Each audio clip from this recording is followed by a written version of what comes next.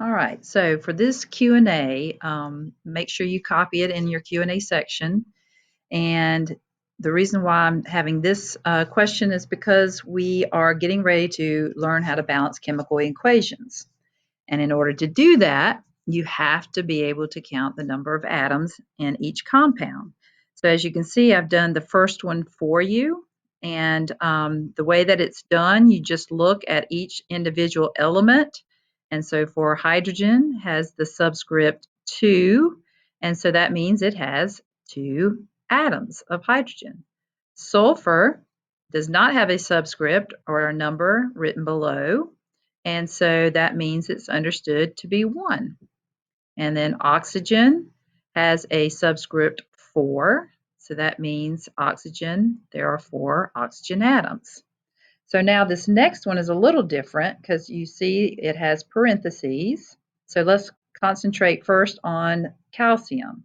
So I would write down calcium, and calcium does not have a subscript, so it is 1. Now, inside the parentheses, we look at oxygen, and oxygen does not have a subscript, so inside the parentheses, it's just 1. But then we need to multiply that 1 by the 2, just like you do in math. So oxygen has a total number of atoms of 2. And then hydrogen, there's no subscript, so it is 1. And so we just multiply 1 times 2, and so hydrogen also has 2. I'm going to skip on down to number 5 because you see this number here.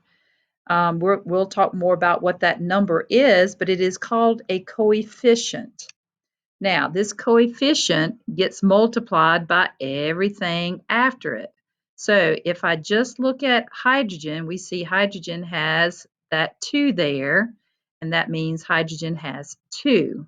But then we're going to multiply that 2 times the 3. So hydrogen actually has 6 hydrogen atoms. Now, oxygen, no subscript, so that's 1, but then we need to multiply that 1 by that coefficient. So oxygen actually has 3. And we'll talk more about this number here called the coefficient when we start balancing equations. So what I'd like you to do is try number 3 on your own and 4. And then you can check your answers, go to the Q&A section of your modules, and you will see Q&A 34 labeled answer, and you will find the answer.